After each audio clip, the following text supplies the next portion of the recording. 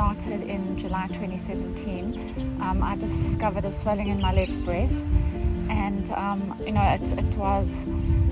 it was like, I don't know, I just sort of knew that it was bad. I sort of sensed that this was probably cancer, but I sort of put it out of my mind, and I thought maybe it's just hormonal at the time.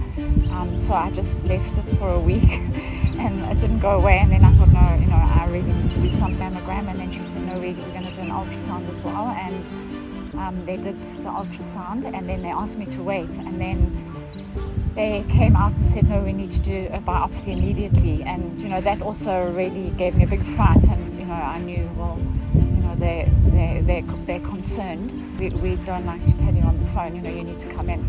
And I went into my gynae's rooms, which was very traumatic because I had to wait for her, and he said to me, no, you have breast cancer, and I think it's the biggest shock of your life, even though I sort of knew that it was possible. When you actually hear those words that you have cancer, am I going to survive? How bad is it? Because you just don't know.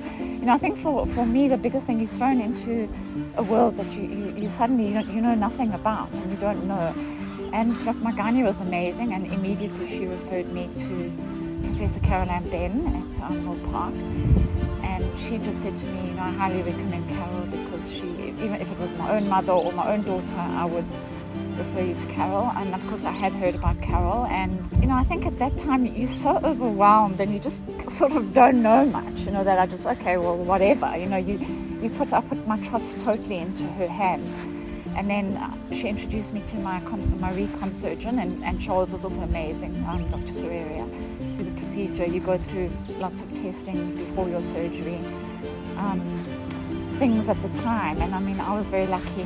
I came through the surgery, I had an immediate reconstruction, and I had a nipple and skin sparing mastectomy. And there was a slight chance that my surgeon said to me, we might have to put expanders in to stretch your skin. So we might have to do it at a later stage, but he didn't think so.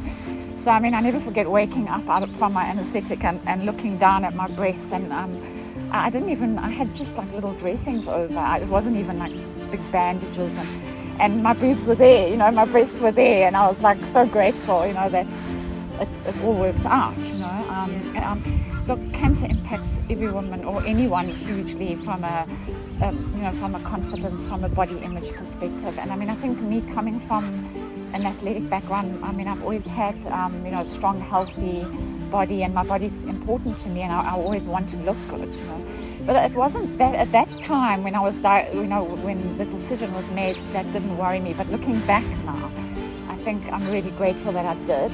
And I've been lucky. I've always been a very positive person. I was never going to let it undermine me.